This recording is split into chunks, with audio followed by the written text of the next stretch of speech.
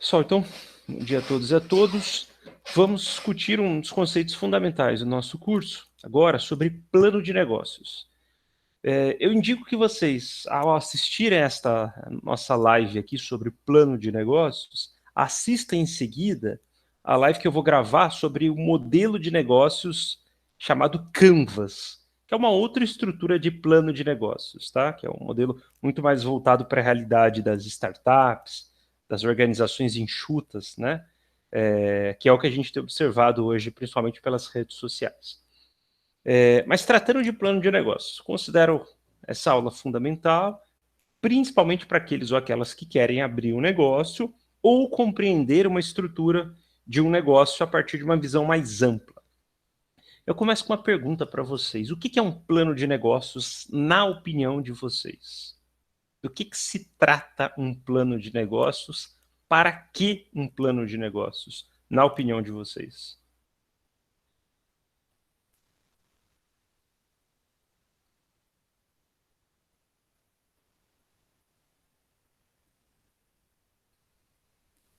E aí? Algum Olha, conceito? um plano de negócio é você construir um negócio, você tem uma estratégia para você fazer um negócio ir bem. É isso. Você tocou num ponto importante. O plano de negócios, ele é a construção ou ele é a análise da possibilidade de se construir um negócio?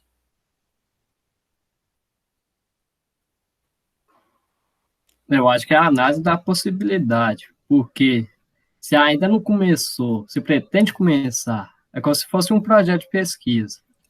Você está projetando ainda, está em fase de Professor, crescimento desse projeto. pode ser os dois também, né? Já pode ter um negócio e, tipo assim, não tá indo bem, aí você tem que fazer um plano de negócio pra ver o que tá tendo de errado e tal, e pra melhorar, né? Mas também pode ser como o início, né? De uma empresa.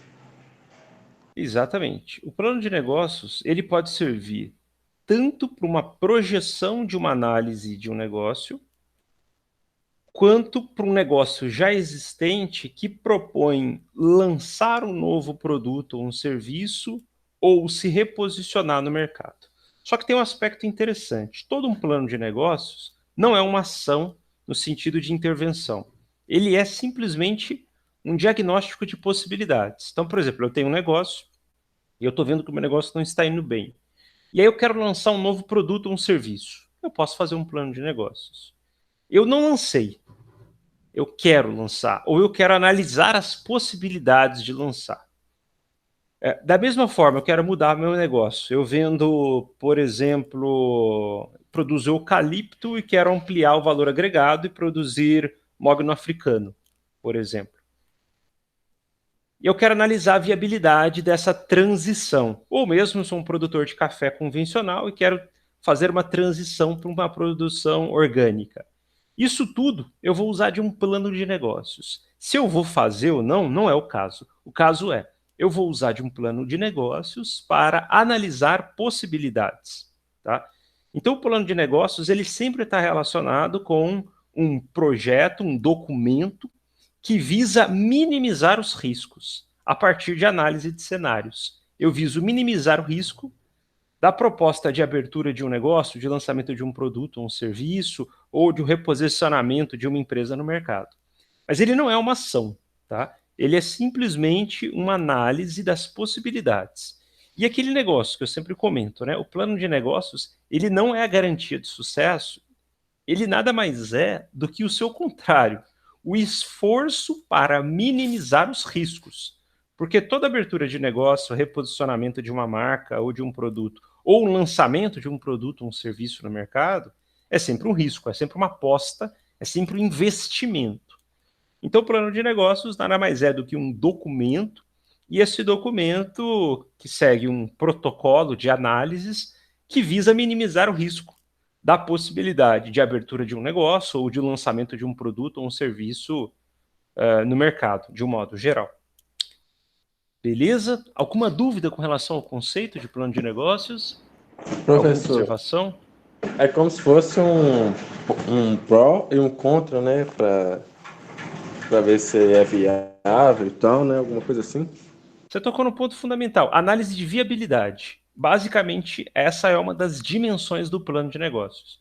Então, a gente analisa a ideia, só que por detrás da ideia, a gente tem que colocar no papel, entre aspas, a viabilidade do negócio. E a viabilidade envolve recursos, né? Desde humanos, materiais a financeiros. Então, o plano de negócios nada mais é do que um estudo de viabilidade de uma proposta no mercado. Perfeito? Estudo de viabilidade. E aí, nesse estudo de viabilidade, você vai trabalhar com cenários. De um modo geral, é interessante se pensar em 3 cenários, que a gente fala que é um cenário otimista, um, entre aspas, realista, que a gente nunca sabe o que é o realista, né? Senão uma idealização, e o pessimista. Tá?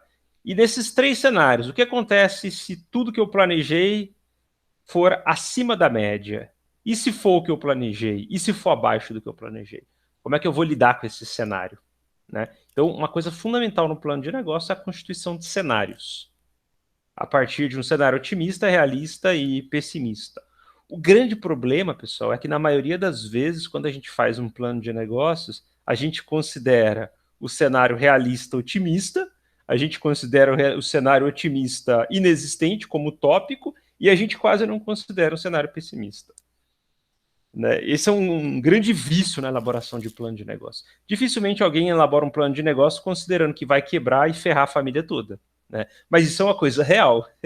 Então, assim, há que se tomar esse cuidado comportamental de se compreender efetivamente o que é um cenário negativo. Ou seja, o que acontece se eu pegar o empréstimo e eu pegar Covid e morrer?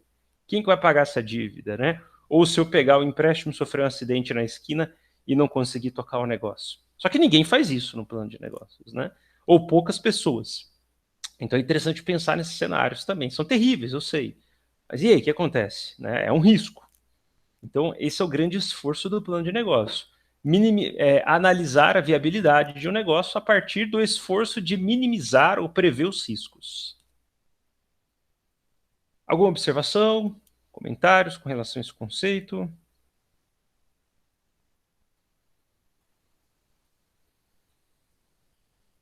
Beleza? Tranquilo?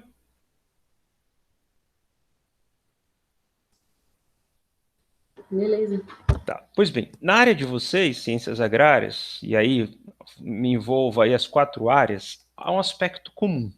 O plano de negócios, que é esse estudo de viabilidade para análise de cenários, minimizando riscos, ele é um documento. Né? Então a gente usa o quê? Como um formato de documento. E há várias instituições que pedem um plano de negócios, geralmente, quando alguém de vocês quer abrir um negócio. Que instituição geralmente pede um plano de negócios? Uma das principais instituições na ideia de um negócio que geralmente pede um plano de negócio. Alguém tem alguma ideia?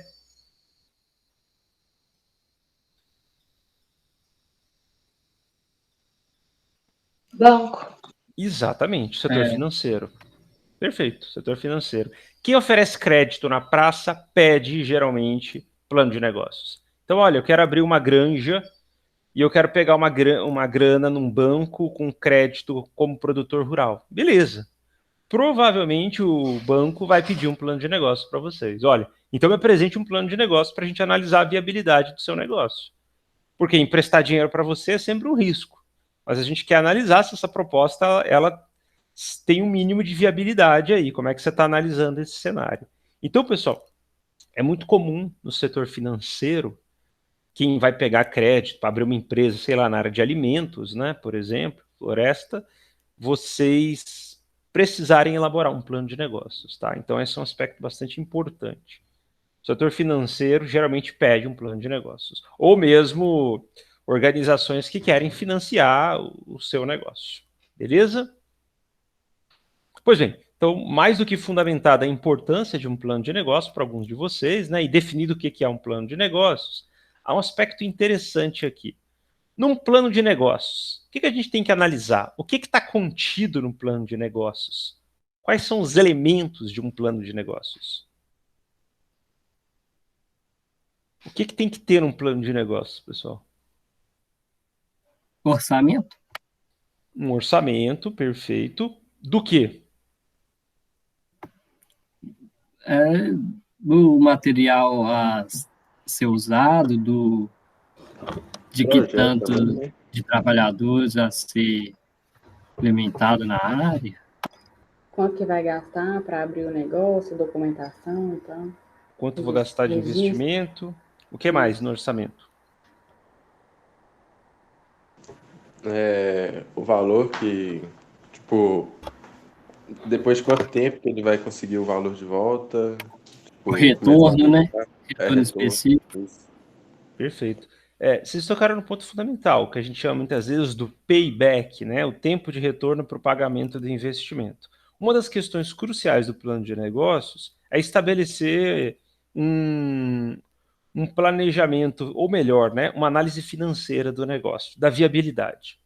Então, a gente tem que calcular o que a gente acha que a gente vai vender, quanto que a gente vai ganhar nessa venda e quais são os custos. Subtraindo a receita, que é o que a gente estima de vendas, por todos os custos e despesas, a gente vai analisar se o negócio é viável, se ele gera lucro ou não. Beleza? A curto ou longo prazo, obviamente, né? Se o objetivo do plano de negócios foi isso, né? Analisar a viabilidade, por exemplo, da criação de um negócio ou de um lançamento de um produto ou um serviço, por exemplo, que possa alavancar as vendas, né? Então, isso é fundamental. A questão orçamentária, ela é crucial, que a gente vai ver aqui. O que mais?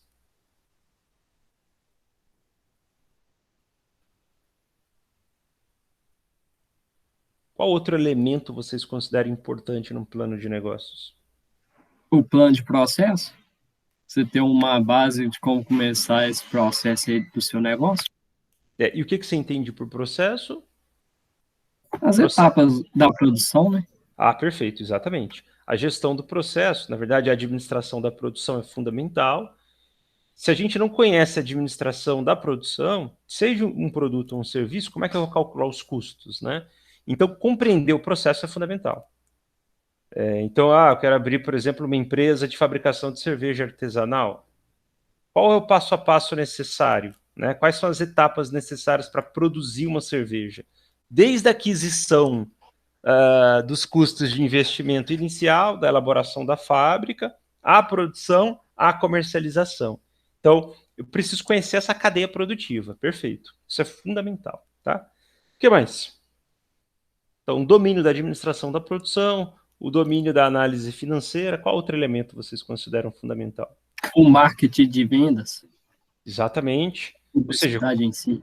perfeito. Como é que eu vou chegar no meu cliente? Como é que eu vou vender para ele? Então, como vai ser o meu plano de marketing? A gente vai ter uma videoaula agora, a partir de hoje, sobre plano de marketing, que já está no canal. Então, é fundamental elaborar um plano de marketing. Um plano de marketing geralmente está contido dentro de um plano de negócios, que é o custo do marketing para a divulgação do produto ou serviço. A gente poderia ficar trazendo vários elementos fundamentais aqui, que nós vamos ver agora. Vocês trouxeram alguns dos principais, tá? Eu vou indicar primeiramente para vocês, indico fortemente que vocês façam um download na internet aí, por exemplo, nesse documento do Sebrae, como elaborar um plano de negócios. Ele é gratuito, joguem no Google, Sebrae, ele é muito rico, pessoal, do ponto de vista didático, passo a passo, itemzinho. Volto a dizer, né, o Sebrae tem sempre limitações, que a gente já levantou aqui no curso anteriormente, principalmente de análises macroeconômicas, né, muitas vezes às vezes apresenta uma posição muito próxima de autoajuda e tal, mas tem um material técnico de uma certa forma muito bom. Então, o aspecto positivo do Sebrae é o ferramental dele, é muito didático, né? Então eu indico que vocês baixem aí esse material pela internet. Quem não conseguir, é só me avisar no chat que na plataforma que eu disponibilizo para vocês pelo portal também, beleza? Mas enfim, eu vou começar um plano de negócios aqui, eu vou mostrar um modelinho de plano de negócios a partir de um caso, né? Que eu sei que não está ligado diretamente à área de vocês, mas serve como analogia, só para ter uma noção básica aí sobre essa proposta de um plano de negócios, tá? O que são essas imagens aqui? O que é isso aqui? O que vocês estão identificando? Ou não dá para identificar por essa imagem? Laços. São laços. Laços para quê? Cachorro? Perfeitamente. Isso aqui são laços para cachorrinhos, tá? Qual que é a proposta desse plano de negócios? A história teve uma época, né, em Belo Horizonte, a minha sogra produzia laços e gravatas e vendia em pequena escala para pet shoppings, né? Porque quem tem um pet leva um cachorrinho no pet shopping e o cachorrinho sai lá com um lacinho na cabeça, né? Ou se o cachorro é de um porte maior, com uma gravatinha, e dependendo da época do ano, seleção do Brasil, festa junina, Natal, enfim. Ela produzia e vendia em pequena escala na casa dela, tinha comprado maquinário e tal, tudo. Só que ela observou o seguinte, ela falou, opa, eu não estou conseguindo atender a demanda, ou seja, a demanda está maior do que eu consigo ofertar. Então eu estou pensando em sair da escala de pequena, de microempreendedora, para montar uma empresa, né? Contratar alguns funcionários e começar a produzir em maior escala, atendendo mais pet shoppings. Qual que era o problema dela que ela queria saber no plano de negócios? Será que vale a pena eu sair como uma microempreendedora que produz dentro da minha casa, que todos os meus custos estão ligados ao meu cotidiano, e para montar uma empresa maior, para vender mais, para ter funcionário? Será que esse negócio ele é viável? Sair do micro, do informal para o formal? Ou é melhor eu ficar na informalidade? Horas, como é que eu respondo uma pergunta dessa? Um caminho possível para responder uma pergunta dessa é elaborar um plano de negócios. Vamos analisar quais são as possibilidades, qual que é a viabilidade, né? Qual que é o retorno financeiro. Se você contratar X funcionários por mês, por exemplo, seus custos vão aumentar, e quanto que você vai ter que vender, qual que é a possibilidade de venda, para ver se vale a pena essa transição. Esse foi um exemplo de motivação de um plano de negócios, tá? Sair da informalidade para montar um negócio formal. Primeira pergunta para vocês, tratando agora de feeling, né? De exercício de futurologia. Na opinião de vocês, é interessante ou furada essa tentativa de sair da informalidade para a formalidade neste mercado específico? Professor, eu acho que depende muito, né? Tem que ver se tem procura e demanda, né? Sim, por isso que eu estou perguntando, do ponto de vista do feeling de vocês. E aí, o que você acha?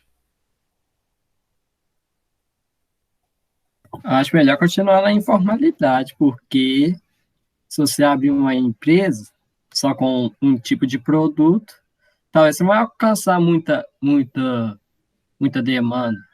Mas se você tiver vários produtos a ofertar, você alcança muita demanda. Sim, mas aí eu posso contra-argumentar que Mas aí você abre a empresa, né? Se você tiver vários produtos. Como que sua sogra só tem um tipo de produto, eu prefiro continuar na informalidade. sim, só que ela vai contra-argumentar dizendo o seguinte, não, mas a Coca-Cola só vende Coca, né? A indústria de carro só vende carro e eu só vendo lacinhos para cachorros. Mas a Coca-Cola vende vários tipos de embalagem, atende a várias demandas. Mas ela começou produzindo só Coca. Sim, mas o marketing que ela tem por trás da Coca-Cola. Mas ela saiu da informalidade para a formalidade. E por que eu não posso virar uma Errado Coca-Cola? não tá, né? Não, eu tô brincando com as questões aqui, né? Ou seja, por que eu não posso, do pequeno, me tornar uma nova referência na produção de laços com um produto ou serviço?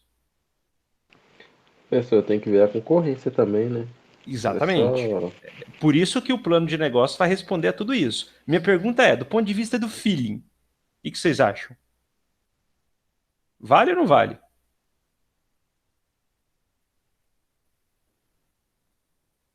Eu não sei, eu tô sem ver quem respondeu aí. Foi você, quem que falou que acha que não é interessante? Eu não tô vendo aqui no chat. Iago, Tá, o fui Iago. eu. Beleza, o seu filho é esse. Eu prefiro ficar na informalidade. Ok, perfeito. Minha pergunta é, por que você acha? Por causa da escala do produto, ela vai ter que aumentar a escala. Ou Sei. seja, vender mais, produzir mais. Uhum, Aí ela vai atender a demanda maior. sim. Ou seja, primeiro precisa ter esse plano de aumentar o número de produtos a ser ofertados para atender a tal demanda. Sim, é isso que ela está analisando. E por que que você não faria isso? Porque hoje você tem uma tal demanda, amanhã você tem outra, totalmente diferente. Aí você não sabe como que o mercado vai reagir. Ah, não, você produziu muito, você vai ter que vender mais barato. Mas Isso é a isso não, lógica da oferta e da demanda, né? mas isso não é um risco de qualquer negócio? Concordo. O ponto é, isso é um risco. O ponto é, por que que você não arriscaria? Volta à pergunta original. Professor, Qual elemento intuitivo no teu caso intuitivo, que te coloca nesse receio? professor, eu acho que não seria viável, porque, tipo assim, não é uma coisa que tipo, todo dono de cachorro faz, né? Tipo assim, é uma coisa mais centrada para, tipo assim, Se eu fosse comprar esse produto, desculpa aí, Vitor. Se eu fosse comprar esse produto, seria para um evento, né? Tipo, ah, vou sair com meu cachorro aqui, levei no pet shop, deu um banho em tosa nele, ficou bonitinho, ah, vou comprar um lá, Hum, assim, para ficar mais bonito, né? Apresentar a sociedade. sim. Você Mas tocou no, para você comprar por comprar, você, eu acho que você Mas não a maioria dos compraria. pet shops no banho já está incluso. É aí, incluso no banho. aí vocês tocaram num ponto importante. Quem é o cliente? O cliente não é o consumidor final. O cliente é o pet shopping. Muito bem observado. Por quê? Você não vai comprar para o teu cachorro, mas se você levar o teu cachorro no banho e tosa, ele vai sair de lá com um lacinho ou com uma gravata, entendeu? Então, quem compra é o pet shopping. E o pet shopping compra para agregar valor no produto, ou seja, para o cachorrinho sair com um lacinho. Então, o ponto é, quem que é meu cliente? Pet shopping. É importante enfatizar isso. E número dois, o que que ela observou? Ela não estava conseguindo atender a demanda, porque a procura dos pet shoppings estava maior do que a capacidade de produção dela, correto? Então tem essa variável.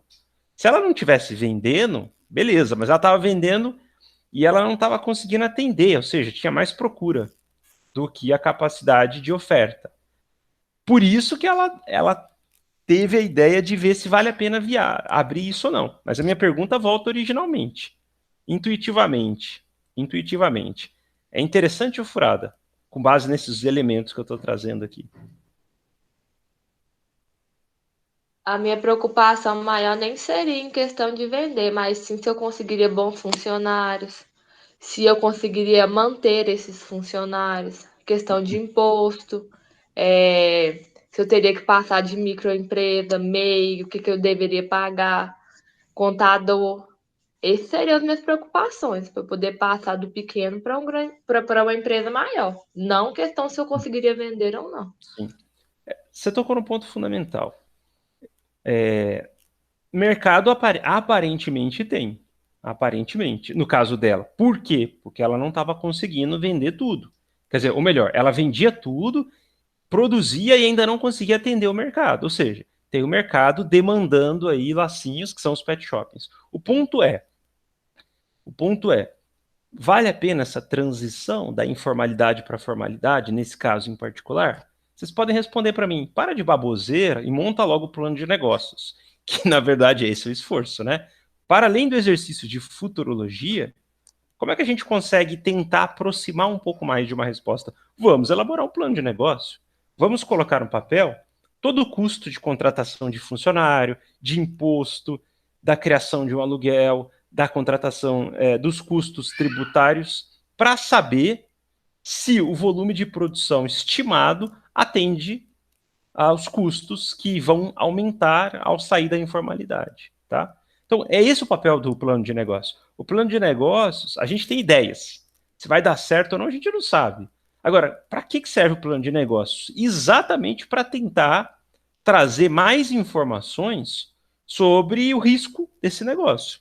Mas a gente nunca vai saber se vai vender tudo ou não. Nunca sabemos. Há uma estimativa. Os consumidores falam que vão comprar ou não.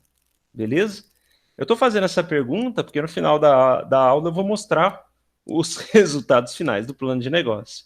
Mas só para trazer uma provocação. E aí? Né? Como é que o nosso feeling age muitas vezes? Né? A Então, maioria dos pequenos nem correm o risco, né? Preferem ficar na informalidade. O feeling dele sempre é para ficar na informalidade. E aí tem um ponto interessante, Porque eu né? concordo com a Anne também. Esse E ponto da informalidade. exatamente, aí tem um ponto interessante. Por que muitas vezes os pequenos preferem ficar na informalidade? Vamos resgatar essa observação no final da aula, beleza? Mas tem uma questão aí. Por que os pequenos muitas vezes preferem ficar em informalidade? Porque eles não são gananciosos e não querem ser uma Coca-Cola? Ou porque eles observam outras coisas mais complexas nessa brincadeira, né? Enfim, vamos analisar esse caso, então. A produção de lacinhos e gravatas no mercado de Belo Horizonte para pet shoppings. Não é para o consumidor final, é para o pet shoppings. Beleza. O que a gente precisa de informação aqui? Então já sabemos, né, quem são o público-alvo, são os pet shoppings, e os produtos, tá? Então os produtos são esses três aqui, ó, o mix de produtos. Que é os lacinhos na cabeça das cadelinhas, as gravatinhas para cachorros pequenos e as bandanas para cachorros grandes. Então esse é o mix de produto aí que seria comercializado, tá? A ser vendido para os pet shoppings da região de Belo Horizonte.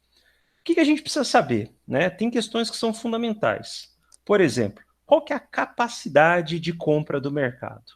Ou seja, suponhamos que eu consiga produzir e vender tudo. Eu preciso saber o seguinte, quanto que o mercado é capaz de comprar? Essa é uma questão fundamental, né? Até quanto o mercado compra? Qual que é a demanda? Qual que é a demanda de lacinhos no mercado?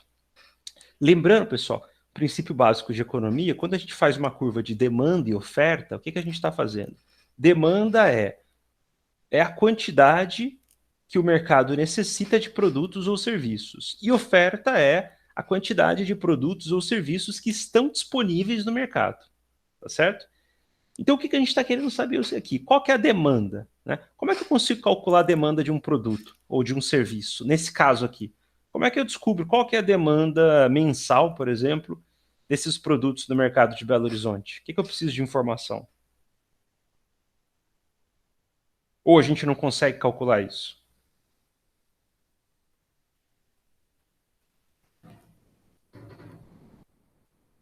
O que vocês acham? Como é que eu descubro quantos lacinhos são demandados no mercado? Pelo histórico de vendas? Pelo histórico de venda. Só que ela está na informalidade. Ela vende lá, sei lá, não sei, 300 lacinhos por mês. Mas e o mercado de BH? Como é que eu posso obter essa informação? Pesquisando, oferecendo para eles, para os Oi? pet shops, oferecendo para os pet shops o produto e ver quanto eles encomendam, quanto eles pedem. Aí eu estou calculando o potencial. Sim. Eu poderia entrevistar todos os pet shoppings de Belo Horizonte, perfeito, e ver qual que é a demanda. Esse é um caminho. Todos não, né? Uma amostra, né? Eu posso pegar uma amostra, né, com grau de confiança e tentar estimar a demanda dos pet shoppings a partir desse grau de amostra. Esse é um caminho, é uma possibilidade, né? E aí eu consigo estimar, por exemplo, qual que é a demanda. Outros caminhos possíveis, alguém sabe?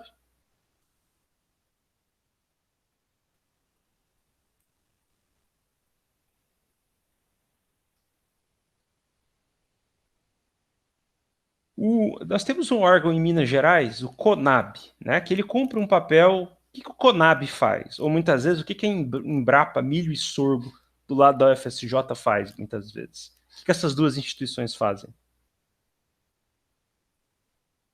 Alguém tem uma ideia? Pesquisa? Pesquisas, exatamente. Sobre o que, para quê?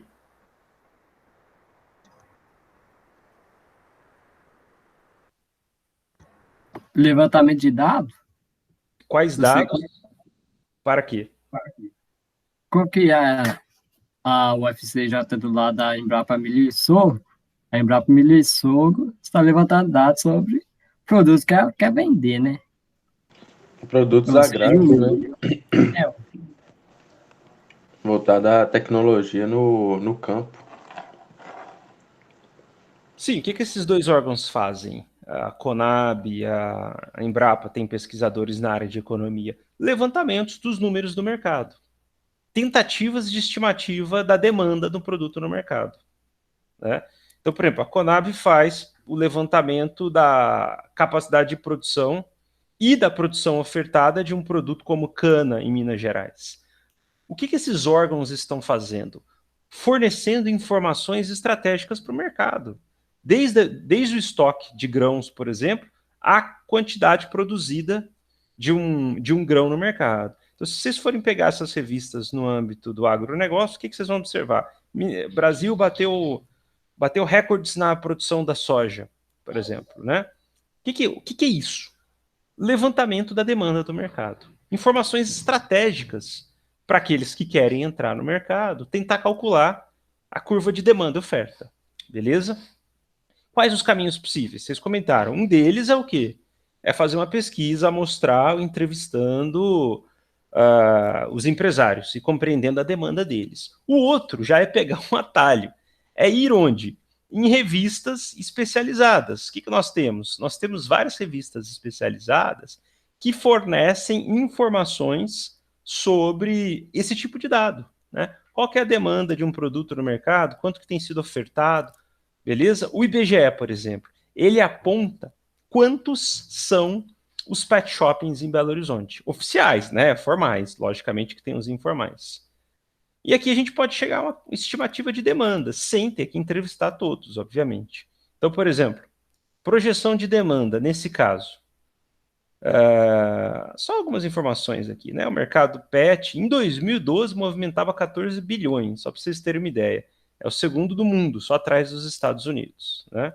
Mas, enfim, o Brasil tinha, em 2012, 40 mil pet shoppings, Minas Gerais, 5 mil, e Belo Horizonte, 1.800 pet shoppings.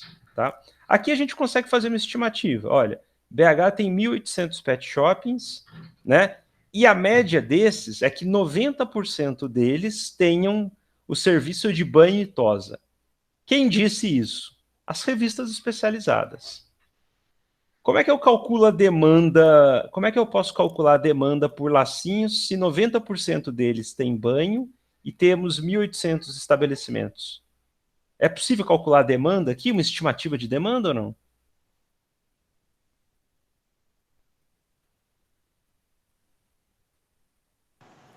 Sim, ué.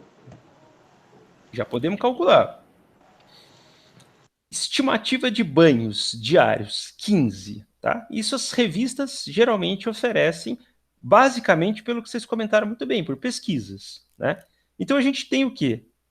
Se um pet shopping, em média, dá 15 banhos por dia, 90% desses pet shoppings oferece banhos, e considerando o quê? Um cachorrinho que sai com banho, na maioria das vezes sai com lacinho, a gente consegue calcular o seguinte: qual que é a demanda aqui? Uma demanda de 537 mil laços mês, considerando 22 dias no mês, cada pet shopping tem uma média de 15 banhos, e considerando que desses 1.800 pet shoppings cadastrados, 90% deles têm serviço de banho. Ou seja, nós temos uma demanda no mercado de 537 mil banhos por mês, banhos, que talvez sejam convertidos em lacinhos. Razoável essa análise ou não?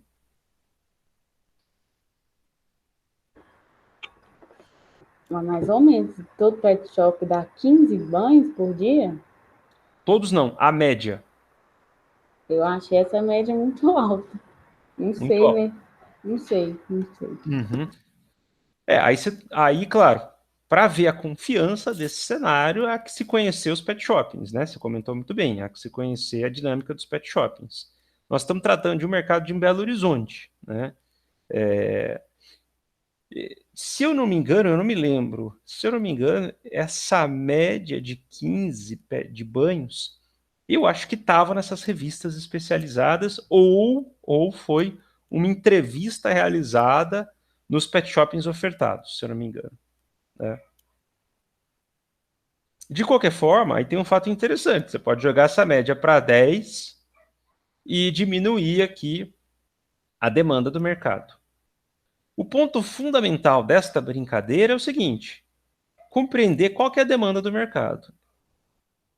Compreendendo a demanda do mercado, a gente tem que saber, por outro lado, qual que é a nossa capacidade de oferta, ou seja, o que a gente consegue produzir e ofertar. E aí, indo no outro lado da moeda, né? Como é que a gente calcula a capacidade de oferta de um produto ou um serviço?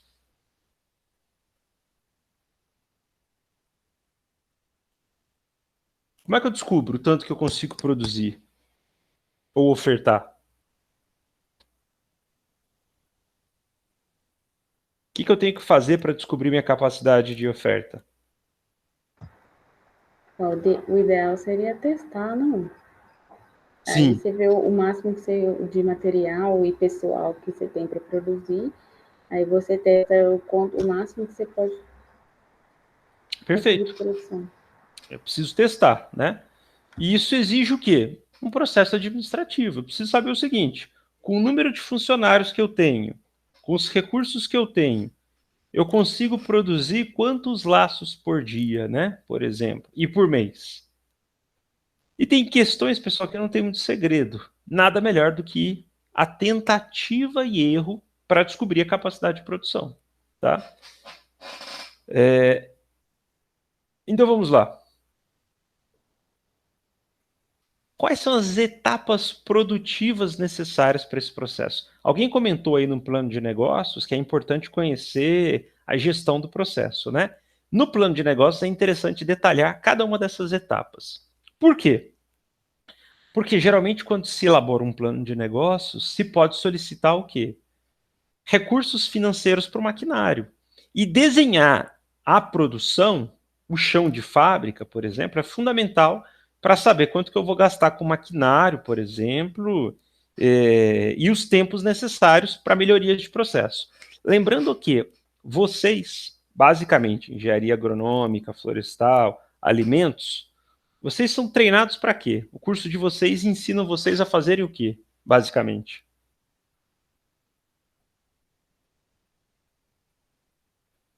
O que vocês aprendem na floresta, na agronomia ou na alimentos? Estou pegando as 3 engenharias, o BIB, claro, dialoga com isso, mas esses 3 cursos são muito claros. Vocês são engenheiros por quê? O que vocês sabem fazer, teoricamente?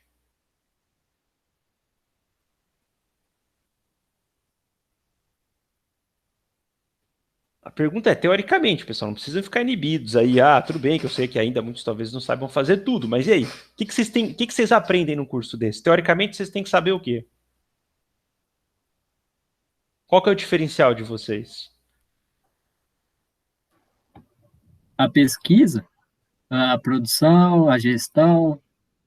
Basicamente o quê? Gestão, vocês têm uma disciplina, e olhe lá, uma ou outra disciplina. Claro que vocês têm que aprender gestão, mas o que é o forte de vocês? O que vocês aprendem? Teoricamente.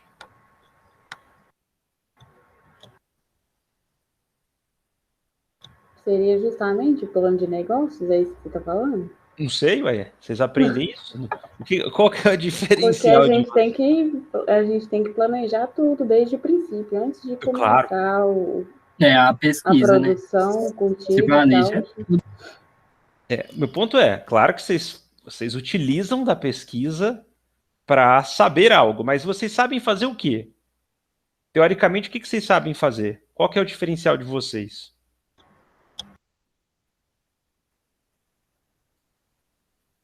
Se eu perguntar, por exemplo, para o engenheiro florestal, eu preciso plantar e vender eucalipto. Ele sabe como plantar eucalipto? Sabe? Tanto planejar, Teoricamente tem que tanto saber. produzir. Exatamente. Se eu Quem perguntar, sabe o manejo da planta, o cultivo do solo. Eu tenho que saber cada exatamente. etapa do Cada processo etapa. até a venda. Exatamente. Se eu perguntar para o engenheiro de alimentos, eu quero produzir um laticínio e concorrer, por exemplo, sei lá, com a Itambé. Teoricamente, o engenheiro de alimentos, ele sabe como fazer iogurte, correto ou não? Sim. E assim vai para a agronomia. O que vocês Uhum. sabem fazer? Qual que é o diferencial de vocês? Processos, basicamente isso. O curso de vocês ensina o quê? Como fazer. Esse é o ponto. Aí, claro, vocês têm a pesquisa para aprender a pesquisar, ter mais informações, mas do ponto de vista operacional, do ponto de vista do mercado, vocês são educados para aprender como fazer, não como gerir. Claro que o gerir faz parte do processo, e essa disciplina aqui é esse esforço, né? Mas vocês são educados a como fazer. Estou falando besteira? Não. Vocês são educados a isso, como fazer. Né? Então, por isso que a agronomia, como plantar, como colher, como combater uma praga. A gente é educado às etapas do processo, né? Exatamente. Você, Perfeito, as etapas do processo. Desde a na teoria, né? teoria, exatamente. Não importa, é o como fazer, teoria. Agora se vira, se você vai fazer ou não, o processo é outro. Mas a teoria é essa, exatamente. Vocês são educados, do ponto de vista teórico e algumas disciplinas práticas, como fazer, tá? Dominar o processo. Beleza? Teoricamente. Diferente do administrador. O administrador não sabe como fazer. Ele sabe, teoricamente, como gerir, né? Então, ele fica muito mais no âmbito da gestão do que do processo, o administrador. Diferente do engenheiro de produção que está no processo, tá?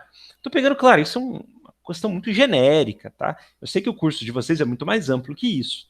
Eu estou dizendo o seguinte, a linha central do curso de vocês é como fazer. Basicamente, essa é a proposta central do curso. Como produzir, né? Enfim. E é esse o esforço central da administração da produção, que a gente está vendo lá em Taylor, que a gente viu em Ford, que a gente viu nas escolas toyotistas que encerram hoje. Como produzir. Isso é fundamental no plano de negócios. Você precisa saber o processo produtivo, né? E, por exemplo, qual que é o processo produtivo para se fazer um laço? Então, a primeira etapa, eu vou comprar o material, os insumos e tudo, eu tenho que cortar o laço. Isso gasta um tempo. A segunda etapa, eu tenho que costurar. E aí eu posso comprar uma máquina que facilita o meu processo. A terceira etapa, eu tenho que fazer as colas dos lacinhos. A quarta etapa, eu tenho que embalá-los, né? E a quinta etapa, eu tenho que finalizar a embalagem. Então, aqui nós temos um exemplo muito simples, claro, né? Que na área de vocês é muito mais complexas as etapas, de todas as etapas de um processo produtivo. Lembrando, qual que é a nossa pergunta? A gente quer saber o quê? A gente calculou a demanda, agora a gente quer saber o quê? Capacidade de produção. Capacidade de produção. Para eu calcular a capacidade de produção, eu tenho que conhecer os processos, mas eu tenho que conhecer também o quê? O tempo de produção. Tá certo? Tenho que conhecer o tempo de produção. E aí, beleza. Calculado o tempo de cada etapa, a gente consegue estimar a capacidade de produção. Uma informação importante aqui, princípio básico aí de administração da produção. Vamos ver o seguinte. Na primeira etapa, eu gastei 6 segundos para cortar uma fita. Na segunda etapa, 30 segundos. Na terceira etapa, 10 e assim vai, tá? Aí eu calculei cada uma das etapas. Eu cheguei à conclusão de que o tempo foi de 52 segundos. Eu posso dizer que está correto, que o tempo para produzir um laço é de 52 segundos? Eu estou calculando todas as variáveis nesse tempo aí? Não. O que está faltando nessa brincadeira aí?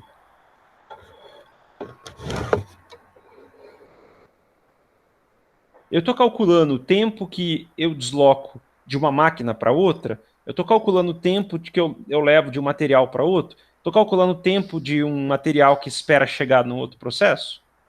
Não. Se eu estou calculando isso, ok. Só que se eu não estou calculando isso, eu estou calculando só um processo estático, a gente não está considerando o tempo morto. Lembrem lá das aulas de Ford. O que é o tempo morto? É o tempo que um produto leva, ou um processo leva, para chegar no outro processo de produção. Esse tempo que a pessoa fica parada, que o funcionário fica parado, que a produção não está produzindo, é um tempo morto.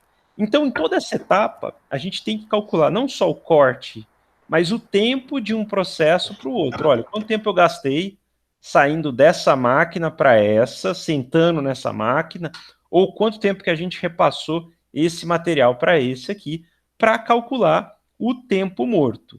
que aí a gente poderia mostrar, por exemplo, que esse tempo é de pelo menos 8 segundos, o que gastaria 1 minuto para fazer um laço. E aí, claro, a depender da mão de obra, 510 laços, por exemplo, 510 laços por dia, por exemplo, né? Dependendo do número de funcionários, considerando esse tempo morto, uma jornada de 8 horas e meia, considerando as condições ideais, teríamos uma capacidade de 510 laços. O que muda com uma gravata, por exemplo, que tem um tempo maior.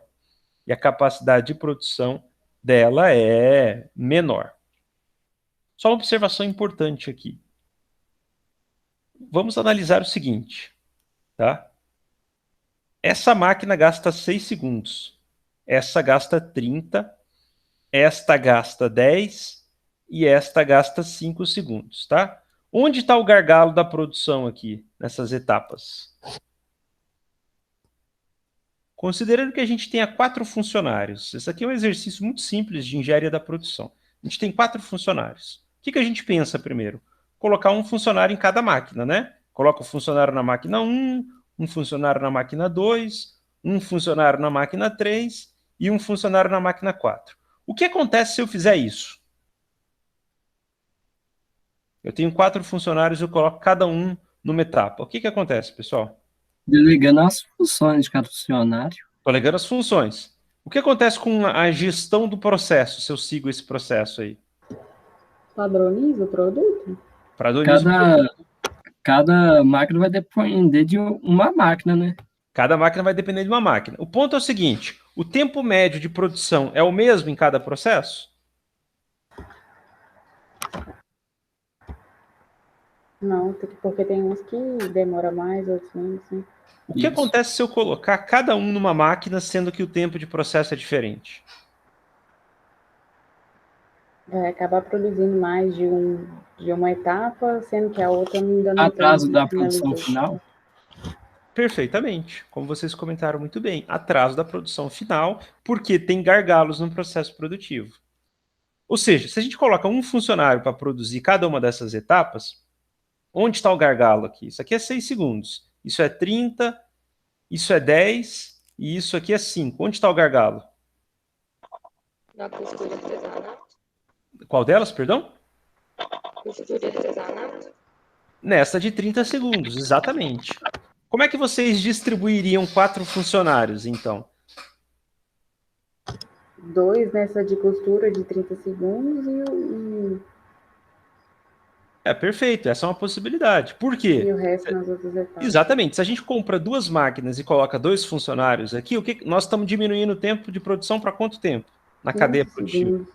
15 segundos. E aí a gente teria um processo, por exemplo, de 6 segundos, um de 15 e um de 10. Ou então a gente pode comprar 3 máquinas e colocar 3 funcionários nesse processo e um desse, produzindo uma quantidade de estoque e remanejando esse para esse processo aqui em seguida. Veja bem, eu estou trazendo esse exemplo simples de gestão de processo só para provocar vocês, mostrando o seguinte, veja como é importante estudar a administração da produção. A gente teve aqui uma ênfase até forte no curso, né? Mostrando a importância de Taylor. Lembrando que a grande sacada de Taylor foi exatamente isso, pessoal. Temos que nos preocupar com a gestão de processos. E o que Taylor fazia? Cronômetro. É exatamente isso aqui, ó, cronômetro. Como é que a gente melhora o processo? Como é que a gente faz com que a tarefa seja executada de forma mais rápida? Se Taylor tivesse aqui, o que ele ia fazer? Ele ia obrigar os funcionários a seguir um mesmo processo produtivo, idêntico. Olha, qual que é o modo mais rápido de fazer essa etapa? Qual que é o modo mais rápido de fazer essa etapa? Taylor iria produzir exatamente o movimento do trabalhador, criar um manual e pedir para que os trabalhadores reproduzissem exatamente esse movimento, usando a todo momento do cronômetro, né? Então, assim, nessas... O famoso passo a passo. Exatamente. Mas a grande sacada de Taylor nesse passo a passo é o quê? É o esforço, entre aspas, científico, que é o método dele, de tentativa e erro e de cronômetro para buscar o quê? Melhoria de processo constante. né? Hoje, inclusive, é uma área nas empresas que é a área de gestão de processos e que geralmente contrata profissionais, principalmente na área de engenharia de alimentos ou dentro da indústria, do ramo da produção, por exemplo, de carvão, eucalipto, gestão de processo, melhoria de processo. Mas a área de alimentos tem uma demanda muito grande para isso. Gestão de processos, como melhorar processos, como usar de técnicas e estratégias que possam acelerar o processo produtivo, diminuindo perdas de tempo e de material, né? Ou seja, é nessa brincadeira que a gente vê o Taylor na veia, né? E como é importante a leitura daquele manualzinho lá, daquele livro do Taylor que eu disponibilizei para vocês aí, sobre administração científica. Pessoal, comentários com relação a essa questão?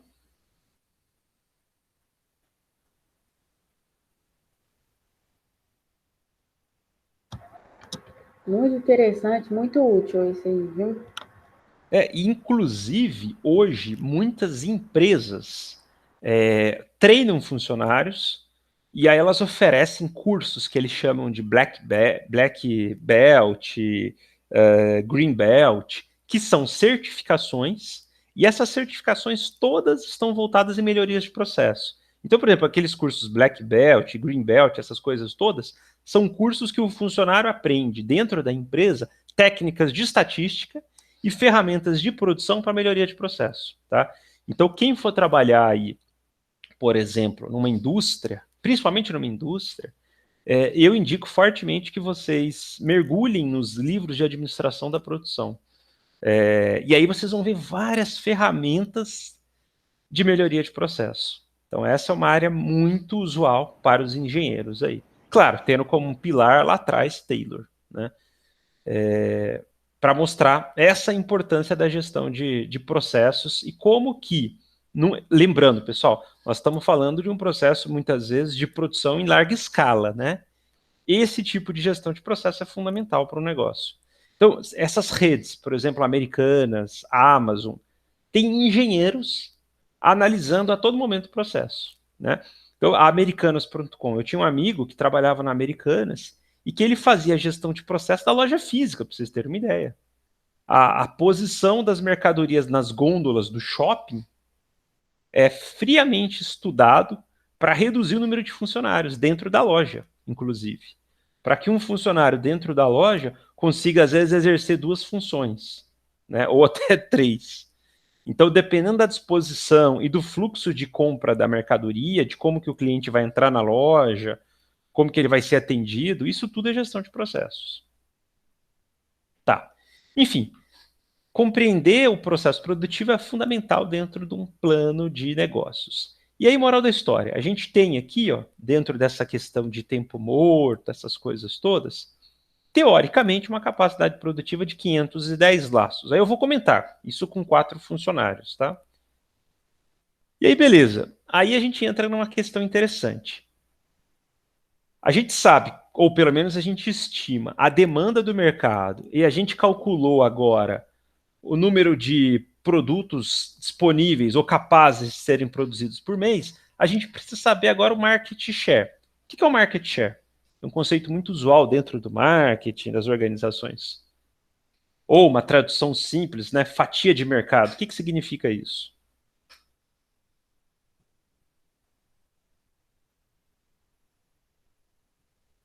Alguma ideia? Quanto que esse mercado vai interferir nos outros mercados? Sim, de uma certa forma você tem toda a razão. É interferências de mercado, tá? Mas o market share é o seguinte: o que eu estou abocanhando do mercado? Quantos por cento do mercado eu domino, tá? Então, eu domino metade do mercado, eu domino essa fatia do mercado, ou seja, qual que é a demanda que eu atendo do mercado? Quantos por cento da demanda eu estou atendendo? Né? O market share. Compreender isso é interessante. Então, por exemplo, a gente viu aqui o seguinte, eu peguei uma simulação aqui, né? Suponhamos que Belo Horizonte tem uma capacidade produtiva aqui, tem uma demanda de 500 mil laços, né, mês. 500 mil laços mês divididos por 500 mil laços mês divididos por 500 mil laços mês. Tá, beleza. Só recapitulando aqui. A gente observou que o mercado atende 500 mil laços mês e que há uma capacidade produtiva, vou mostrar aqui, de 500 laços por dia, com 4 funcionários, considerando 22 dias no mês, 44 mil laços mês. Teoricamente, se as condições fossem perfeitas, com 4 funcionários, teria-se a possibilidade de produzir 44 mil lacinhos mês para um mercado de 537 mil banhos. Lembrando que a gente está tratando de laço, que vale ao par, tá certo? Considerando, e a gravatinha diminui, considerando 44 mil laços vezes uma demanda de 537 mil banhos, isso daria o quê? E considerando uma média de 15 banhos por pet shopping, isso daria 8% dos pet shoppings do mercado. Ou seja, se eu produzir 44 mil laços mês, eu teria que atender, caso eu produzisse tudo, eu teria que atender 135 pet shoppings. Por quê? 135 pet shoppings com uma média de 15 banhos dia consumiriam 44 mil laços. 135 pet shoppings, daquele total de 1.600, dá 8% do mercado. Ou seja, se eu tiver 4 funcionários produzindo 500 laços por dia, 44 mil laços mês, eu conseguiria abocanhar 8% do mercado de pet shoppings em BH. O que você acha? O que vocês acham desses números aí?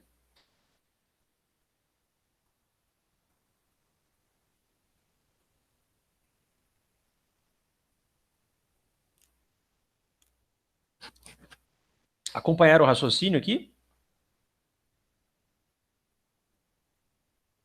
Sim. O que vocês acham? Atender 135 pet shoppings ou 8% do mercado de Belo Horizonte? É pouco ou muito? Para quem já não é mais microempreendedor, isso daí já tá 135 pet shops, tá um número bom, eu acho. Um número em crescimento, né? Número em crescimento. Agora, imagina a logística de você atender 135 pet shoppings em 30 dias.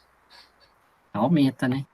Mas aí ela que escolheu passar para uma empresa, para um maior, né?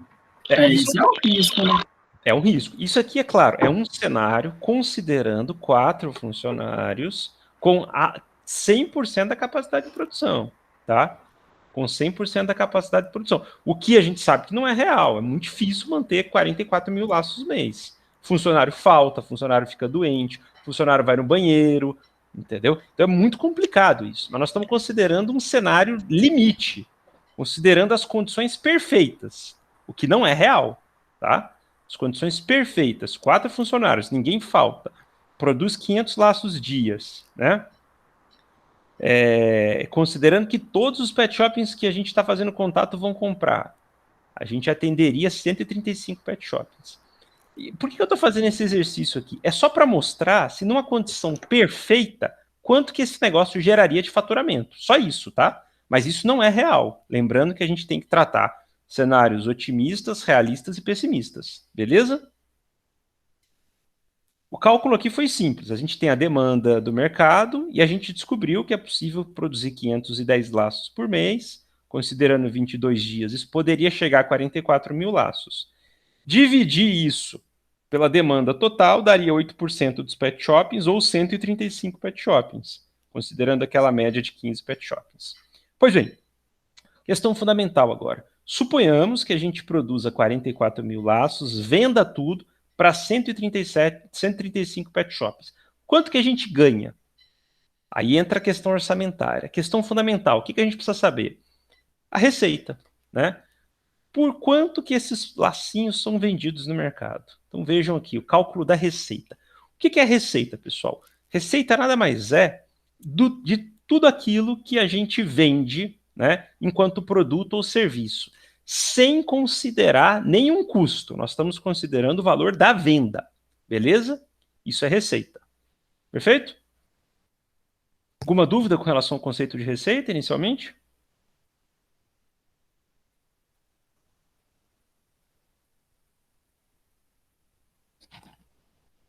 Tranquilo, pessoal?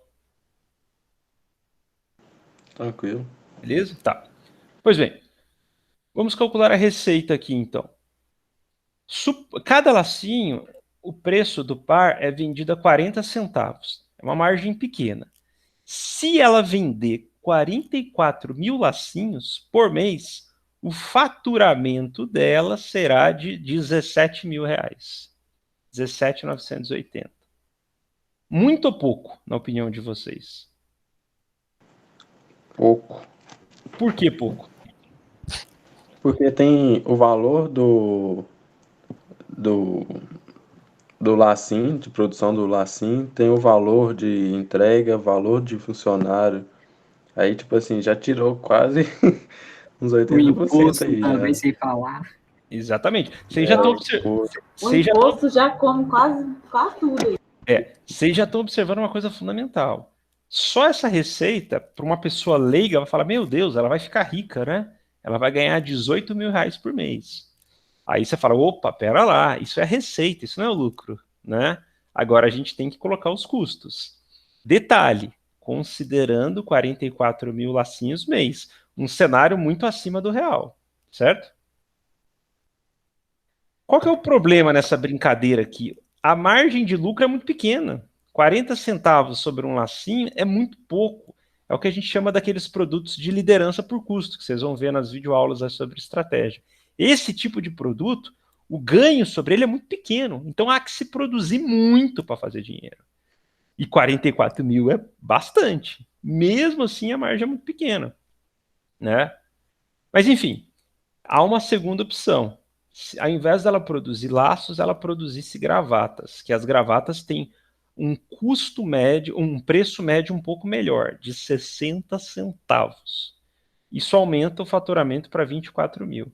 Olha uma brincadeira, uma diferença de 20 centavos no preço de venda, quando se trata de volume, olha o montante disso aqui, né?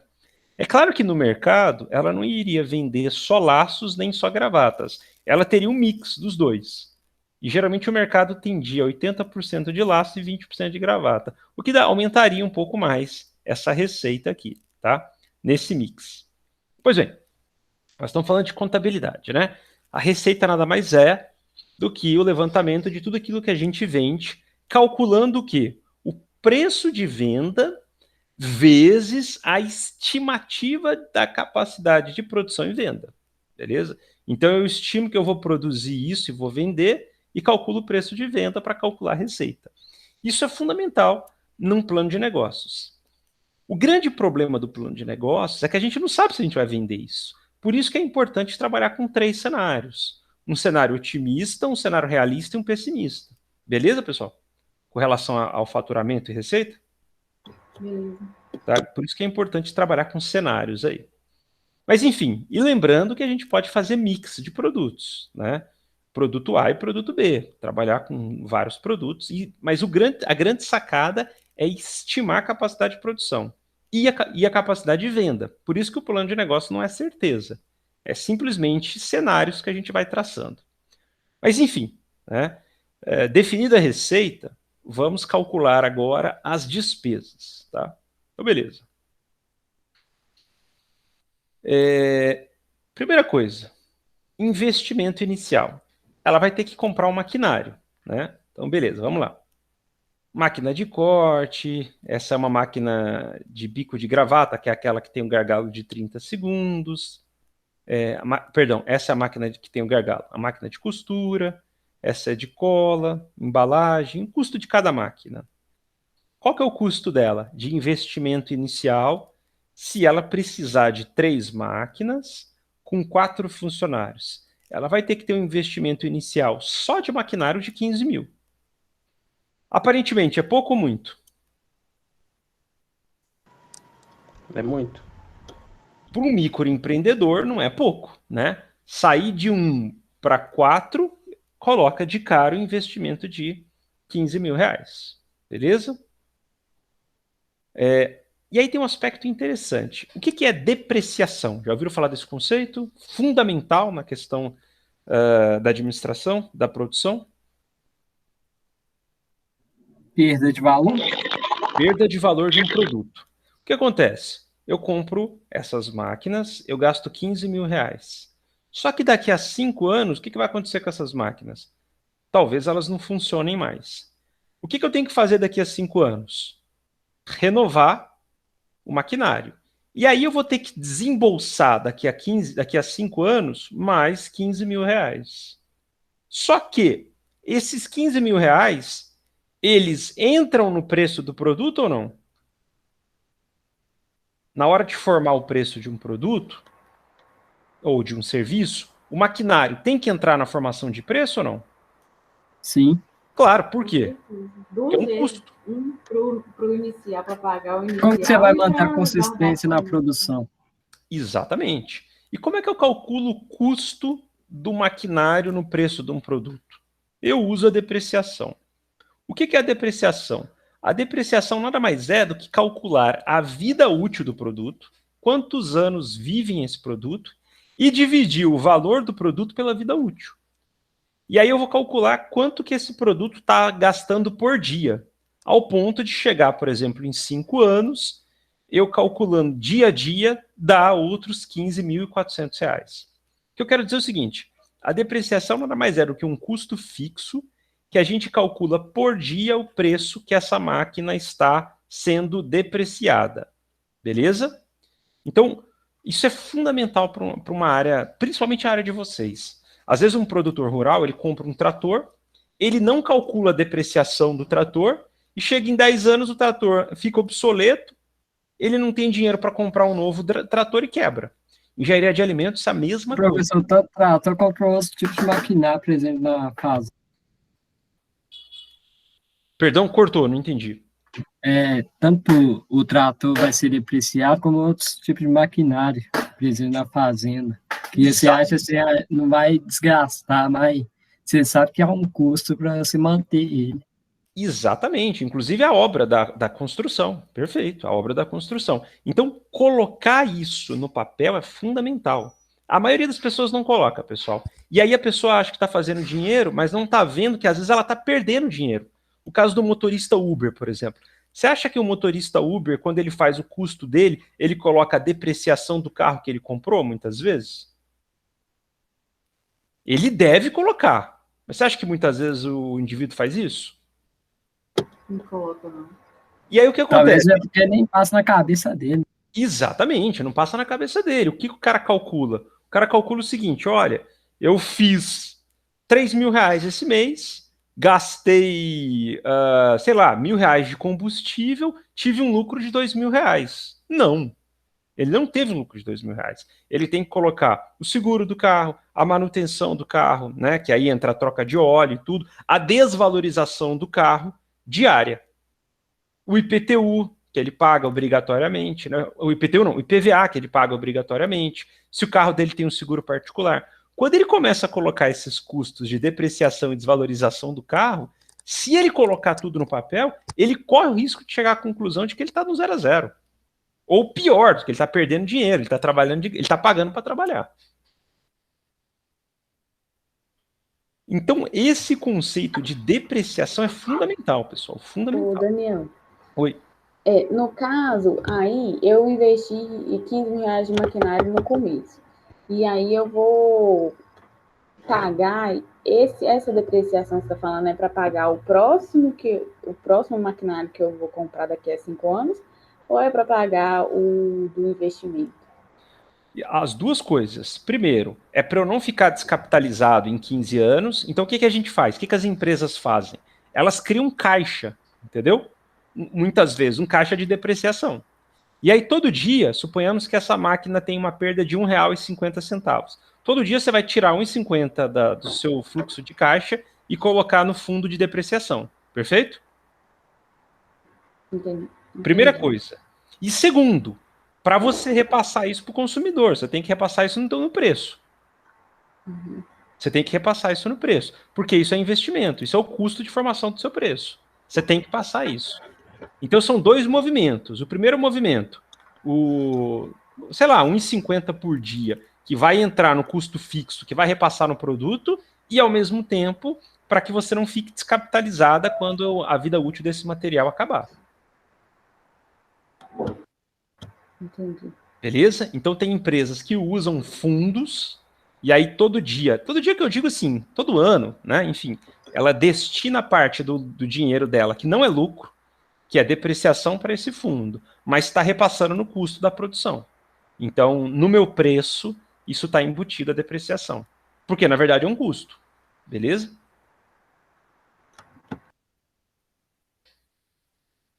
Pois bem, então, definida a depreciação, que é um elemento fundamental na formação de preço, vamos para outros custos, né? A gente está falando de custos fixos aqui. Além do investimento inicial, a gente tem que ter funcionários. Eu coloquei 4 funcionários na produção, mas tem que ter um funcionário na área de vendas também, talvez, né? Custos fixos. Antigamente a pessoa estava produzindo em casa. Dá para colocar 5 pessoas dentro de casa agora? Dificilmente. Então você tem que alugar um espaço. Tem que pagar água e luz. Aí tem um aspecto interessante, pessoal, que vocês viram nas aulas de gestão de pessoas. Eu quero que os trabalhadores produzam 500 laços por dia.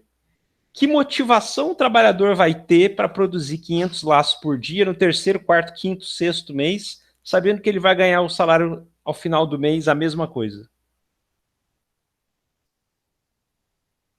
Nas aulas de gestão de pessoa, que motivação esse trabalhador vai ter para produzir mais laço? Remuneração por produção? Exatamente. Se ele receber um fixo todo mês, ele vai ter alguma motivação? Não. Não. Então, você vai pagar um fixo para o cara todo mês e querer que ele produza 500 laços todo dia feliz? Não, ele já sabe que vai receber. Eu querer fazer ou não, ele vai receber o meu tanto. Exatamente. Então, por remuneração, você incentiva, né? Exatamente. Então, o que eu preciso para esse tipo de produção?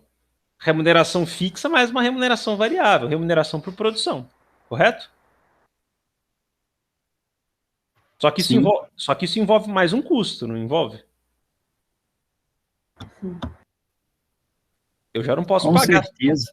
Eu já não posso pagar mais um salário. Eu tenho que pagar mais um salário e mais uma comissão para ele. Então, beleza. Aqui eu peguei um exemplo na época, né? 4 funcionários custando R$ 1.500 por mês. Com carteira assinada, encargos e variável. Obviamente que esses custos todos aumentaram, né? Mas foi na época. Trabalhador, R$ 6.000 por mês. Aí entra um aspecto interessante. R$ 6.000 por mês. Analise depois esses custos aqui. Um vendedor. Eu preciso de um vendedor. Pô, são 135 lojas. O cara tem que vender 44 mil laços por mês. Eu pago o fixo, mais o variável, mais o transporte do cara, mais 2.500.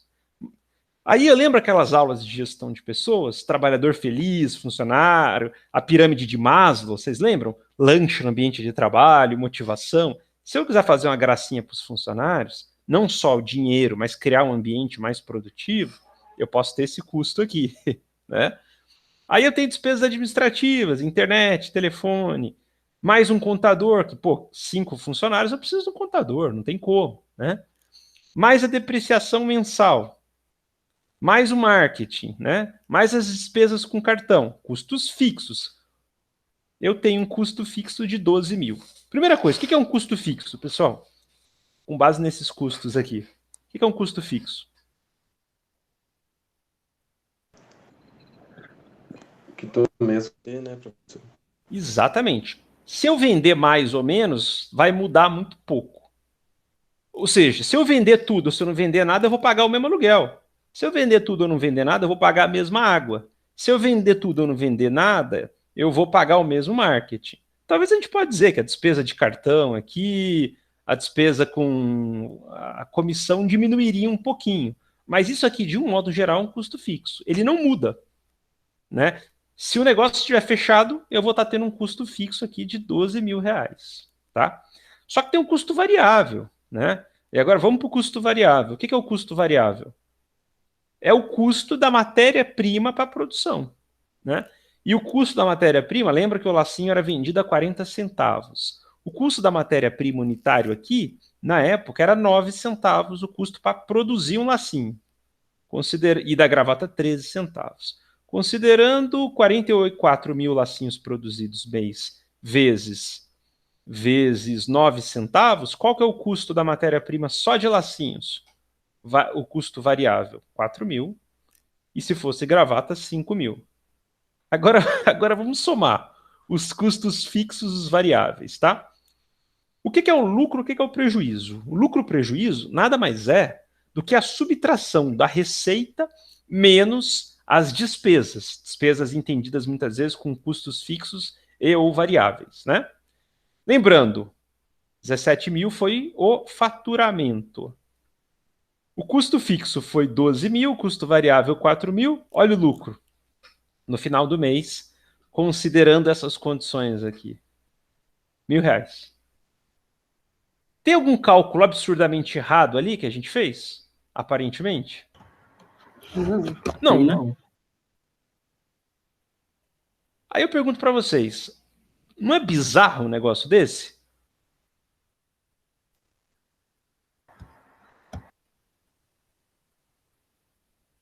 Acabou o dinheiro todo. Acabou o dinheiro todo?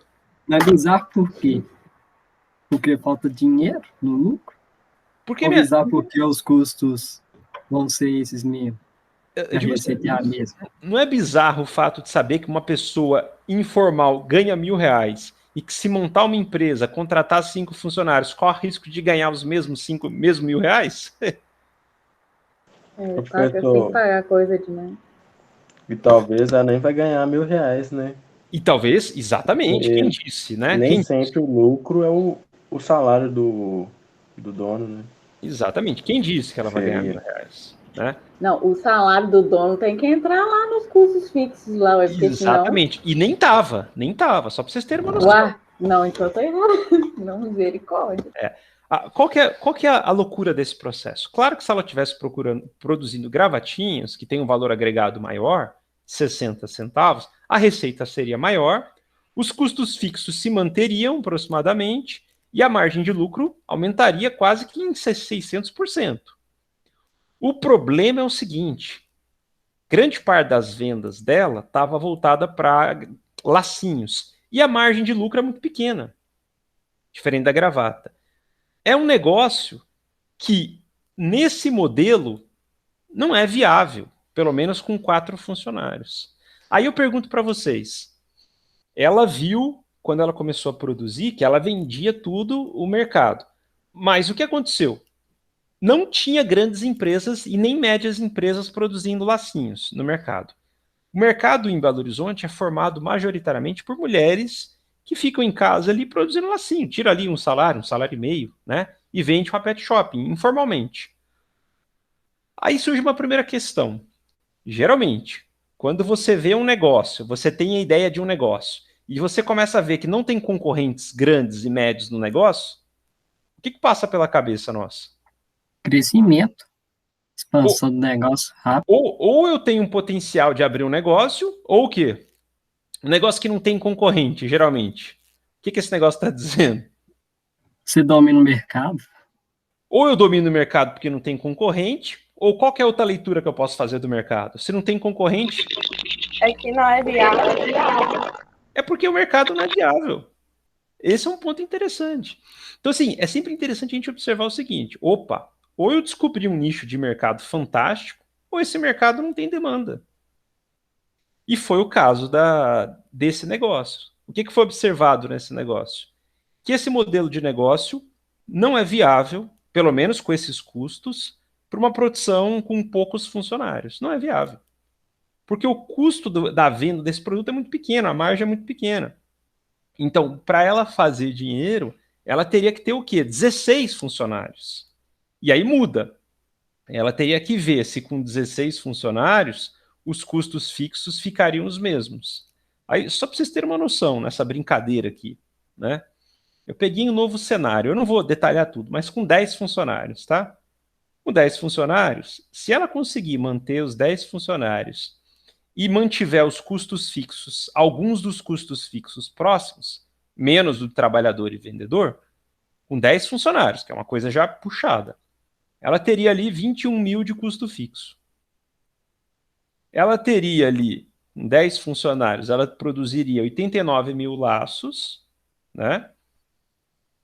O custo de matéria-prima seria de R$ 8.000. Com 10 funcionários, ela poderia ter um lucro, a receita aumenta, ela poderia ter um lucro de R$ 6.000. Olha que fato interessante. Com 10 funcionários, diferente de 4, o lucro dela triplicou. Por quê? Porque ela está produzindo em larga escala. E ela manteve os custos fixos nas mesmas situações. Agora, convenhamos, pessoal. Vocês acham que vale a pena você ter 10 funcionários, trabalhar que nem um louco, vender 90 mil laços para tentar ganhar R$ 6.000? Tentar, né? É muito arriscado. É muito arriscado. Então, assim, o que a gente observa nesse modelo de negócio aqui? Não é interessante sair da informalidade para a formalidade. E aí que tem um fato interessante, só voltar para essa planilha de custo aqui. Pode ser com 10 funcionários, que seja, né? Qual que é o maior custo dela aqui? Dos custos fixos. Qual que é o maior custo dela? Funcionário. Funcionário. R$ 12.000. Ou seja, quase mais de 50% dos custos fixos dela é com funcionário. Mais de 50%. Por quê? Ela está pagando formal, está dando remuneração por comissão, está pagando variável. Por que as empresas pagam mal o funcionário, não assinam carteira ou adotam, às vezes, quase regimes semi-escravos? Por que as Justamente para empresas... lucrar mais. Exatamente. Por que as empresas olham para esses modelos de gestão de pessoas, muitas vezes, e falam, bonitinho, dá lanche para um funcionário, mas eu não vou fazer isso? Porque isso envolve o custo. E quando o empresário começa a colocar no papel, aí, claro, há empresários e empresários, lógico. O cara vai dizer o seguinte, eu quero que se dane. Quero que se dane. Eu não vou ficar rico pagando bonitinho meu funcionário, pagando encargo, dando lanchinho, preocupado com pirâmides motivacionais. Eu quero que se dane. Eu vou pegar um trabalhador ali, se o cara estiver insatisfeito, eu troco por outro. Senão eu não fico rico. Claro, estou falando desse modelo de negócio aqui, tá certo? Desse modelo de negócio que o valor agregado é muito pequeno. Eu não estou falando de empresas de tecnologia, porque empresas de tecnologia é diferente. Não é o cara na linha de produção. É a criatividade que está em jogo. Por isso que a Google remunera bem os funcionários. É um outro modelo de negócio. Mas nesses modelos artesãos aqui, a linha de produção para fazer dinheiro, o negócio é exploração no talo mesmo.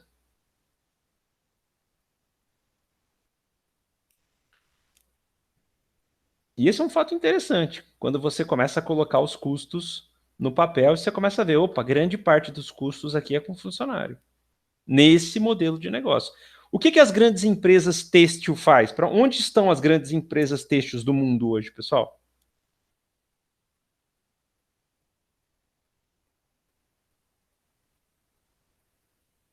Geralmente, onde estão as grandes empresas têxteis do mundo? Índia. Oi? Na Índia. Estão exatamente nos países em que oferecem mão de obra barata. Não é nem mais a China, né? Agora a gente tem a Índia, a gente tem ali os novos tigres asiáticos, igual Vietnã, Indonésia, Tailândia. Por que eles estão nesses países? Porque eles estão reduzindo o quê? Custo com mão de obra. Por que a Apple não está nos Estados Unidos? Uma empresa americana, uma das maiores empresas de valor americana, não está nos Estados Unidos, mas está na China? Reduzindo o custo com o quê? Mão de obra. Estão preocupados com um lanchinho de funcionário? Pouco provável. Só para vocês terem uma ideia, aqui no Brasil, há no interior de Pernambuco, né? No interior de Pernambuco, próximo a Recife, uma das maiores produtoras de calças jeans do Brasil. É uma cidade, são cidades que possuem galpões com mão de obra ali produzindo calça jeans para o Brasil inteiro. Você acha que esses trabalhadores no interior de Pernambuco recebem lanchinho no horário da refeição? Você acha que esses trabalhadores do interior de Pernambuco têm carteira assinada, recebem variável, essas coisas? O que vocês acham? Muito pouco provável. Com certeza não. E aí que tem um fato interessante.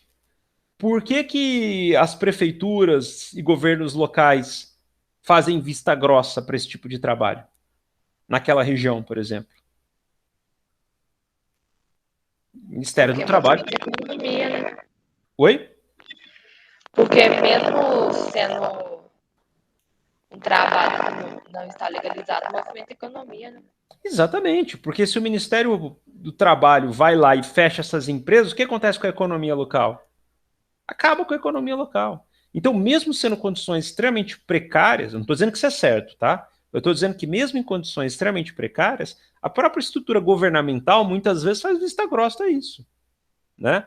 Faz vista grossa a isso. Então, esse setor, pessoal, esse setor têxtil, tô pegando o caso do setor têxtil, né? É muito difícil fazer dinheiro seguindo princípios de gestão de pessoas bacana, tal, porque o custo de mão de obra é alto. Não é que é alto, né? O custo de mão de obra, vai perguntar para um trabalhador que ganha R$ 1.200 e que faz, sei lá, 500 laços por dia, se o salário dele é bom. Pelo amor de Deus, né? O salário é muito pouco. Mas a margem de ganho é muito pequena nesse modelo de negócio. E aí é o que eu sempre brinco com a turma, né?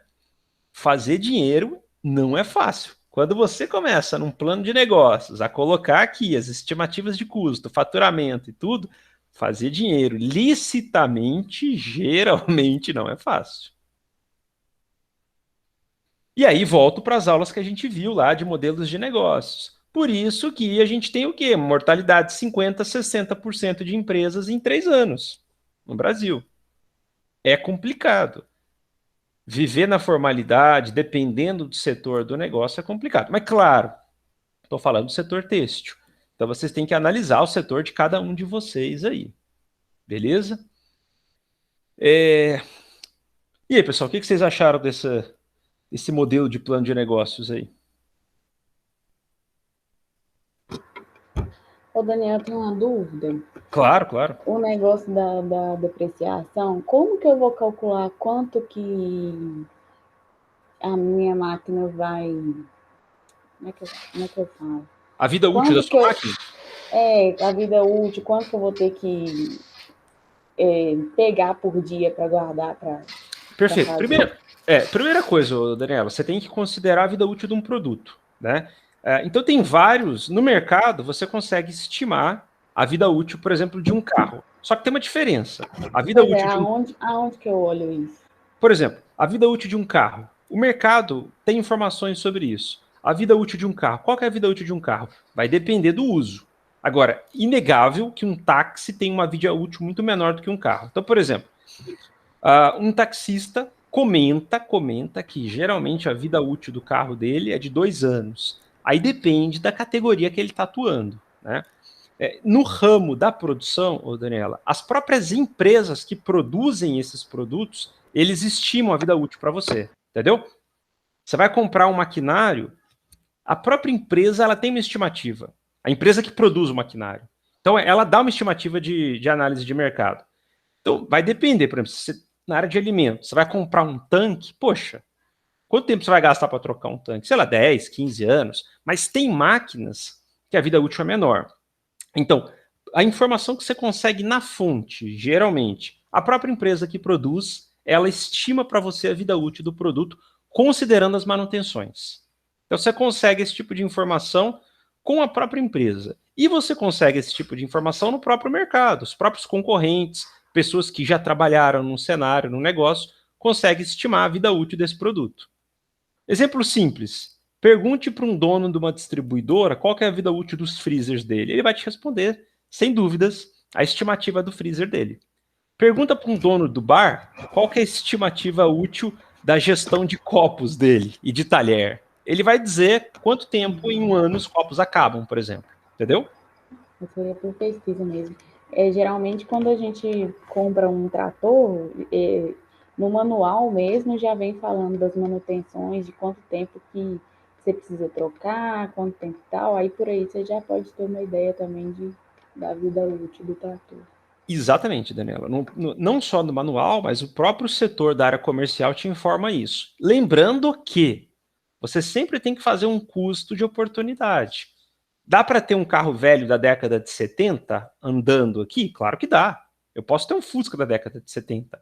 Só que eu tenho que saber que, tendo um Fusca da década de 70, eu vou ter um custo de manutenção com ele que ele pode me deixar na mão. Então, você, enquanto empresária, tem que calcular o seguinte: eu vou ter um trator, eu vou manter as manutenções do trator, mas vai chegar uma hora que talvez, não é que o trator vai parar de funcionar, é que o custo de manutenção desse trator pode ficar tão alto que vale a pena você trocar de trator para não ficar na mão, entendeu? Uhum. Igual, por exemplo, quem troca de carro a cada 10 anos ou a cada 5 anos. Para a pessoa, a vida útil daquele carro não serve mais.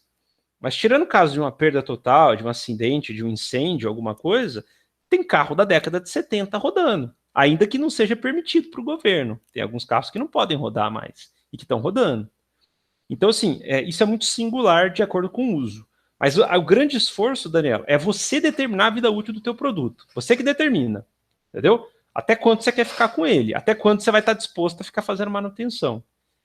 E geralmente o próprio mercado tem esse tipo de estimativa. Por exemplo, hoje, as empresas de locação, a Localiza, por exemplo, a Localiza ela tem o tempo de vida útil da frota dos carros dela.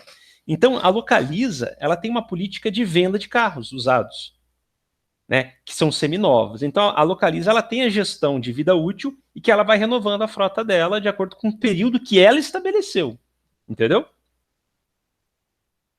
Uhum. E aí, nesse processo, claro, ela está calculando a depreciação. A vida útil dela é muito mais curta do que um carro normal, né? Mas ela calcula a depreciação nesse processo. Entendi. Então é importante calcular, a depreciação ela é calculada a partir da perspectiva estratégica que você quer assumir. Então, por exemplo, um motorista Uber Black, ele pode colocar na meta dele que a vida útil do carro dele vai ser o quê? De 5, 7 anos. A própria Uber Black, na categoria Black, ela estabelece os critérios de carro. Então, eu imagino que eu não posso pegar um Honda Civic 2000 e usar como Uber Black. A Uber não vai aceitar. Então, o próprio mercado ele estabelece alguns parâmetros de vida útil dos produtos. E aí que é importante. Você estima a vida útil e aí você, a partir da estimativa, você calcula a depreciação desse produto.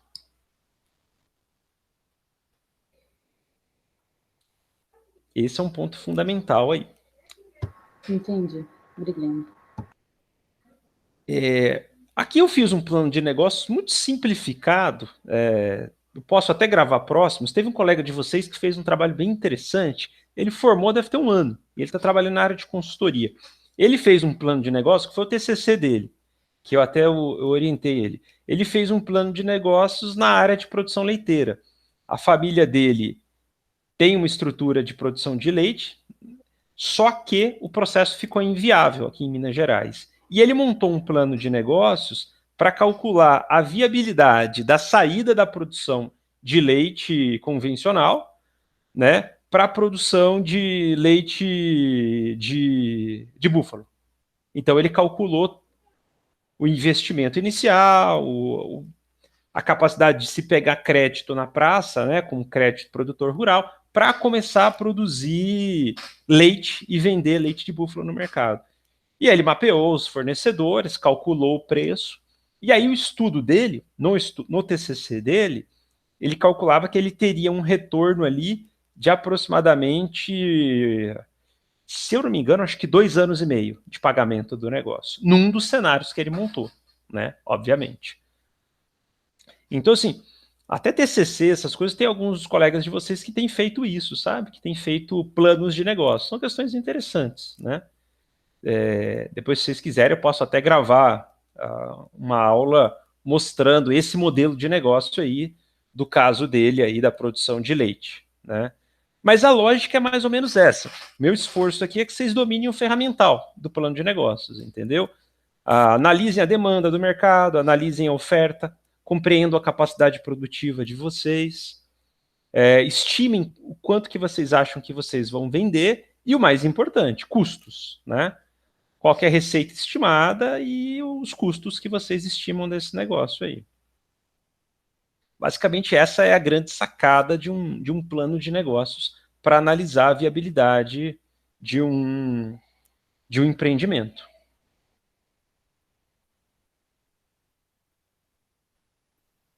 Pessoal, mais alguma dúvida, alguma observação, colocação com relação ao plano de negócio, com relação ao caso apresentado?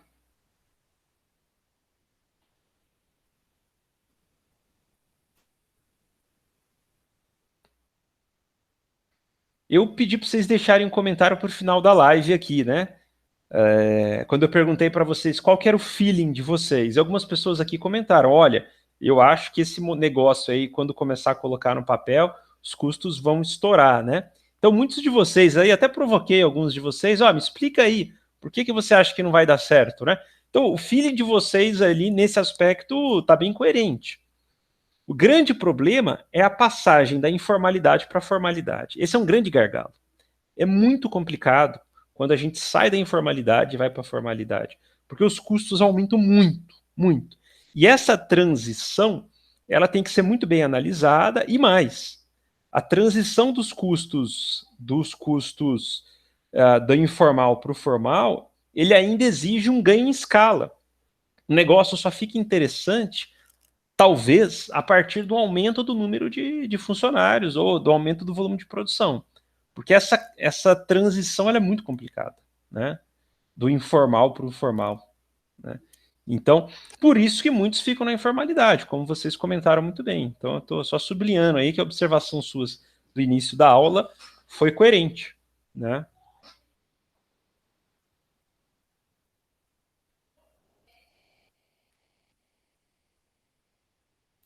Pessoal, mais algum comentário? Observação?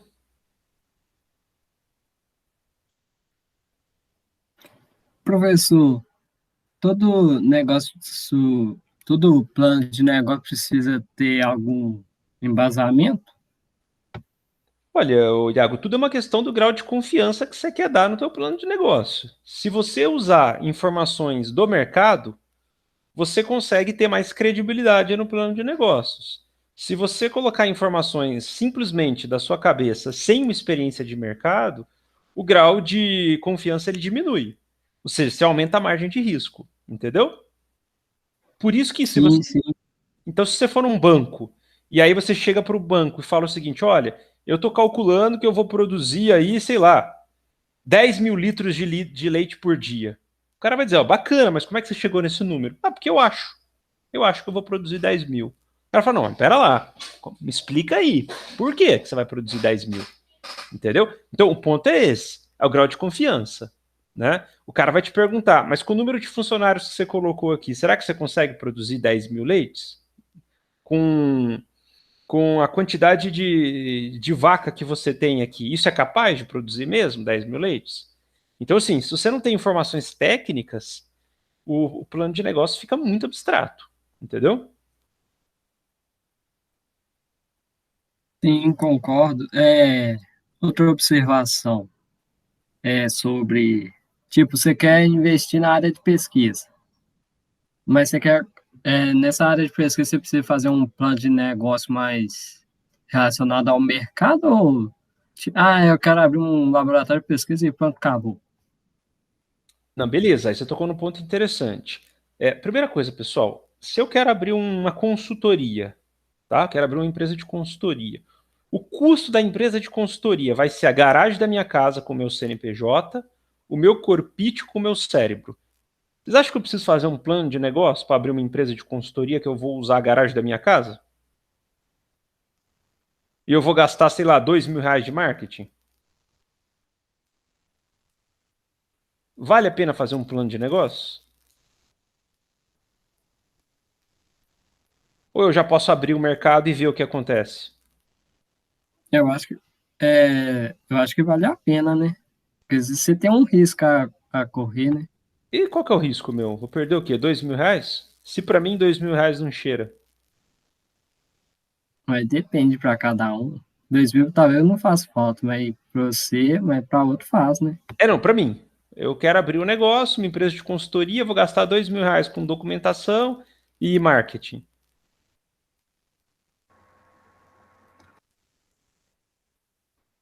O que eu estou dizendo é o seguinte: tem negócios, pessoal, que não precisa fazer plano de negócio. Se o investimento é muito pequeno, para quê? Exceto se você está preocupado em perder tempo e tudo mais. Aí você tem que calcular o seguinte: eu vou gastar mais tempo abrindo um negócio ou fazendo um plano de negócios? Tem coisas, tem negócios, principalmente na área de prestação de serviço, que o melhor plano de negócios é começar fazendo, entendeu?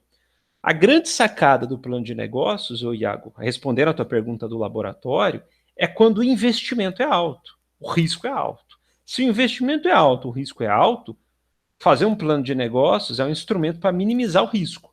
Mas se o investimento for muito pequeno, não vale a pena. O que eu quero dizer é o seguinte: não é que não vale a pena, vai direto, vai para o mercado. Depende do tipo de capital que você quer investir, né? Exatamente. Aí, respondendo a sua pergunta do laboratório.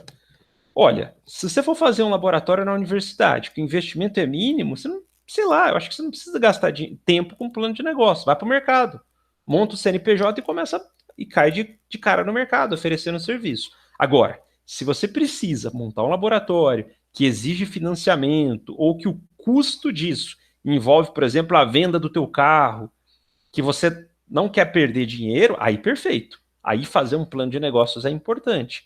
Inclusive compreendendo, por exemplo, num laboratório, se você vai conseguir atender a demanda do mercado de prestação de serviço, né? Já que você pode concorrer com universidades e ou com outras empresas que estão consolidadas. E aí nada melhor, Iago, do que você consultar os possíveis clientes, né? Aí eu vou contar uma estratégia para vocês bastante interessante aí, que serve dentro do plano de negócios para estimar a demanda, né? Já aconteceu alguma vez de vocês quererem comprar um produto, aí vocês clicam no produto e dá erro no site? Já aconteceu alguma vez com vocês ou não? Pela internet? Olha, achei interessante esse produto. Quando você clica para comprar ou para saber mais, você entra no site, o site fala que está com erro, está inexistente. Sim. Já aconteceu. Você acha mesmo que o site está inexistente? Ou isso foi uma estratégia para saber quantas pessoas iriam clicar num banner ou num anúncio e pesquisar mercado? Ah, não, imagina. Nossa, sacanagem. Exatamente. Como é que eu posso fazer pesquisa de mercado muitas vezes? Eu coloco um anúncio, o FSJ lança programa de pós-graduação em gestão ambiental. Pago pelo Google Ad, né? E vejo quantas pessoas vão clicar nesse anúncio. Quando a pessoa clicar nesse anúncio, o anúncio cai numa tela, erro. O que eu estou fazendo? Eu estou tentando descobrir quantas pessoas estão interessadas nesse anúncio sem antes criar um negócio. Esse é um tipo de Mas estratégia. é tentativa e erro, né? Não? Sim, mas o negócio é tudo tentativa e erro. Nada mais é do que tentativa e erro. A ciência é tentativa e erro. A produção do conhecimento científico nada mais é do que tentativa e erro. Sim, sim. Né? Então, assim, quando a gente fala tentativa e erro, são horas e horas de laboratório, né? É uma tentativa e erro elaborada. A ciência é uma tentativa e erro elaborada. O que é essa campanha o que é essa vacinação mundial aí? Tentativa e erro, né? Obviamente que com sofisticados procedimentos, mas a vacina que a gente está observando aí foi tentativa e erro do mundo inteiro, né? Laboratórios do mundo produzindo pesquisadores em pesquisas para criar uma vacina em tempo recorde. Então, o mercado é tentativa e erro. Agora, essa é uma estratégia. Lanço um anúncio para ver a taxa de clique. E aí, por exemplo, eu quero montar um laboratório, o que eu posso fazer? Eu crio um site fake e divulgo um preço para ver quantas pessoas vão clicar. Isso é um tipo de pesquisa de mercado, para calcular a demanda. E aí eu faço isso, vejo que ninguém está clicando. Será que vale a pena mesmo eu montar um laboratório e agora entrar no mercado, sendo que no meu anúncio ninguém clicou? Faz sentido. Então, são estratégias hoje. Antigamente era mais difícil, né? Antigamente não poderia colocar um outdoor na rua e falar, ó, estou abrindo um curso de pós-graduação, me ligue. Não dava para fazer isso. Ou até dava, mas era mais difícil. Hoje não. Hoje com a internet, a gente consegue analisar ou pesquisar demandas de uma forma muito mais fácil do que antigamente. Inclusive, eu gravei uma aula que vocês vão ver aí sobre o Google Ad, né? Que é uma das últimas aulas de marketing digital aí. O nível de capacidade desses softwares por exemplo, do Facebook, YouTube, Google, de analisar público-alvo, é uma coisa impressionante, pessoal. Assustador o nível de pesquisa de mercado que eles fazem. Né? Bem, isso é um modelo de negócios. Eu vou gravar uma videoaula sobre Canvas, que é um modelo muito mais simples, que aí em 5 minutos vocês fazem uma análise de modelo de negócio, mas que geralmente não é tão indicado quando o investimento é alto. Quando o investimento é alto, o plano de negócios ainda é uma das ferramentas mais interessantes para diminuir a margem de risco. Agora, quando o investimento é pequeno, vocês não precisam ficar gastando muita energia com plano de negócios, não, entendeu? Ou cai de cara no negócio logo, ou utiliza o modelinho Canvas aí, que a gente vai ter uma videoaula sobre, que eu vou gravar para vocês aí.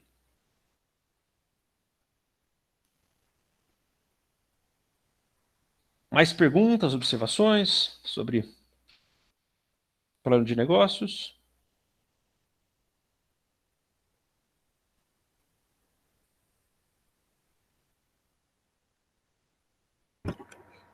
Não, tá tranquilo. Beleza? A gente não teve aulas específicas sobre formação de preço, custo, mas nessa videoaula uma noção bem básica, né? Bem básica foi, né? Foi, deu pra ter uma noção.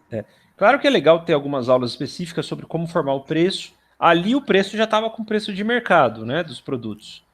Mas eu vou gravar depois videoaula sobre formação de preço, tá? Que eu acho que é bem importante para calcular como que eu chego no preço do meu produto. Ali a gente calculou em cima do valor total de vendas, né, e de custos, estimando um valor total. Mas o cálculo do custo unitário de um produto é bem interessante. Não para esse semestre agora, mas para o próximo semestre eu vou gravar algumas videoaulas sobre custos de formação de preço, indicadores financeiros também, que são bem interessantes. Beleza? Beleza. Pessoal, da minha parte é isso. O que vocês tiverem de demandas para além dessa disciplina, fique à vontade. Foi um prazer aí estar com vocês, apesar de virtualmente é sempre frio, né? Mas foi um prazer estar com vocês aí esse semestre. A gente ainda vai se encontrar semana que vem na correção das provas, que eu vou lançar no portal e tal. E para a nossa avaliação, então, é isso aí, né? Vamos seguir o mesmo modelo da avaliação anterior, beleza? Beleza. Ok, tudo certo. Pessoal, então um abraço a todos e a todas aí. Precisando, para além da disciplina, que eu puder contribuir futuramente, inclusive, podem contar comigo aí. Tá bom, obrigada, Daniel. Tchau, gente. Boa tarde. Obrigada, Paulinho. Tchau. Tchau, Daniel. Obrigado. Obrigado, Daniel. Até mais.